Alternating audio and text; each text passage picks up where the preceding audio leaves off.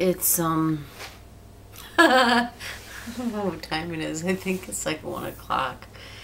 And I just got home from the surgery on my wrist, and I have this huge thing. This is actually an ice pack, which needs to come off right now. I have this thing on my wrist. At least I can see my fingers. I didn't think I was going to get to see my fingers. I don't know why I have this ice pack, because this is at least 2 inches thick around my wrist. It all went well. The doctor, Dr. Toivonen, who has, I must tell you, quite honestly, the most beautiful blue eyes ever. And they're not contacts, because he was wearing glasses. I'm a little spacey.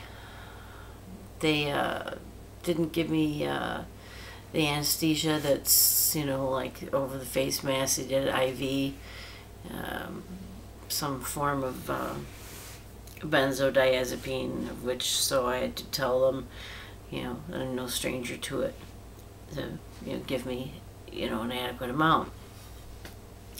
They did. The anesthesiologist, also cute, which was kind of fun, just to have these, you know, cute doctors around. Gave me whatever he gave me, and the next thing I knew, I woke up in recovery with the ever so common cry from the nurses saying, breathe, breathe, because I invariably stop breathing under anesthesia of any kind. They couldn't get my respirations up above saturation of like 85, and it should be at 90. And I remember I'd keep hearing this beep, beep, beep, and then the nurses would come in and tell me to wake up. And so then I was laying there, and I'm like moving my feet while I'm in the gurney, and moving my legs. I'm trying to wake up, and I just couldn't. I'm in the middle of all this stupidness, and cute Dr. Toivonen comes back to tell me what he did and everything. I had no idea what he said. Absolutely none. Excuse me for a second.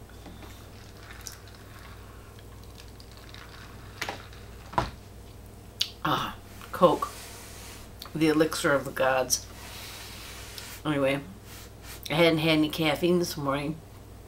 Plus, I have absolute cotton mouth. So, drinking Coke right now. It's so good.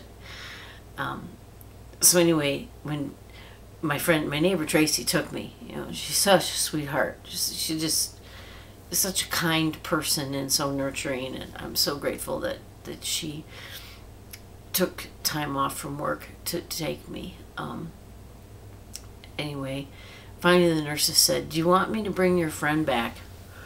And this was after I'd eaten 2 pieces of toast and drank a cup of apple juice, and I still kept falling back to sleep.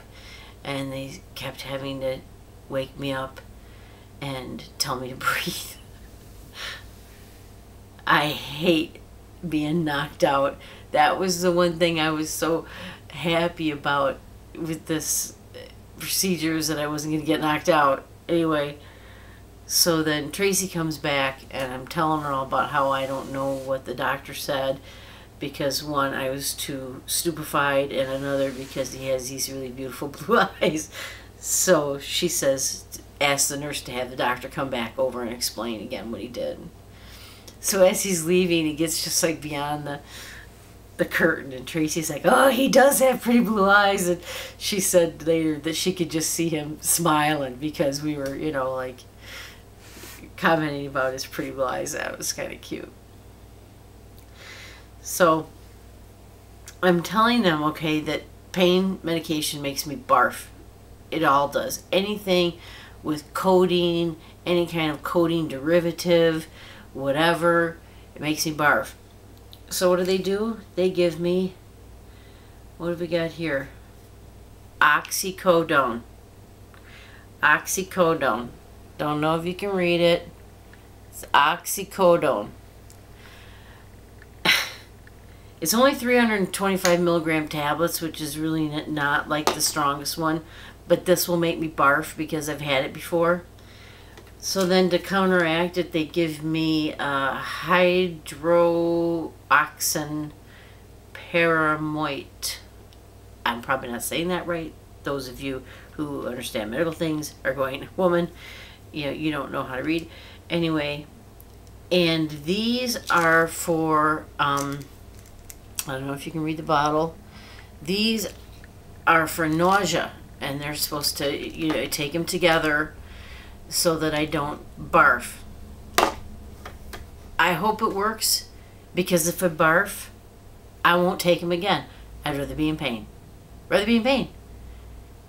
I mean, what's the use of something that, it's supposed to kill the pain, but what it's going to do is make you barf so that you lose the pain medication and you're barfing. So you're in pain and you're barfing. I mean, I'd rather just be in pain, to be perfectly honest. So, anyway, I do have a follow-up doctor. I'm still a little stoned. A follow-up appointment with the doctor on Monday. And at that point, they will begin deciding what kind of therapy to get my hand and my wrists back in shape. I'm looking forward to that.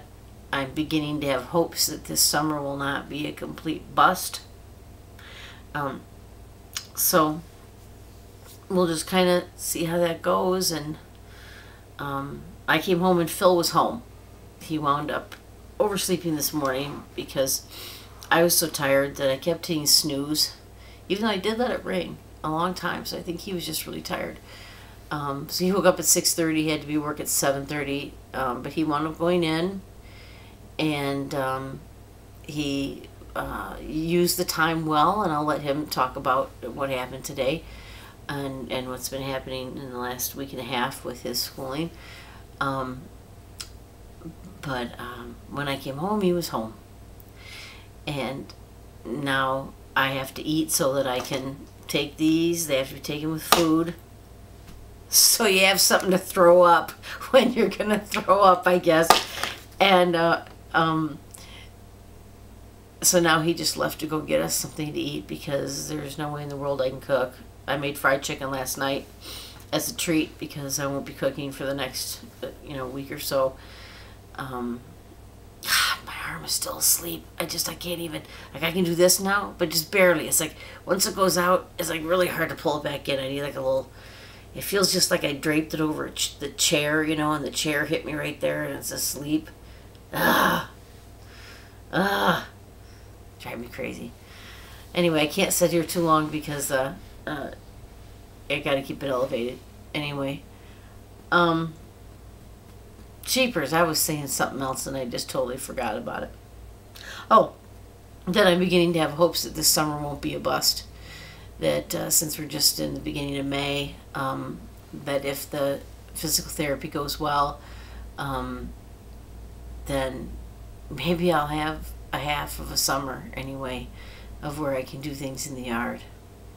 Side note on that, the ducks, of which there's going to be video posted, mated in the pond yesterday. There was, I saw them, they were chasing each other around my little tiny pond, and all of a sudden, he was on her. So I have a feeling they've taken up nest here, and that's, we're going to have ducklings. So anyway, all right, I got to go lay back down now because I'm really tired.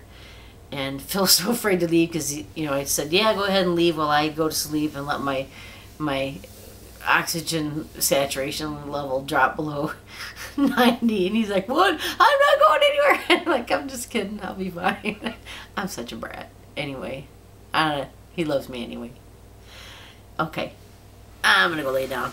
Maybe I'll pop in, check on you later.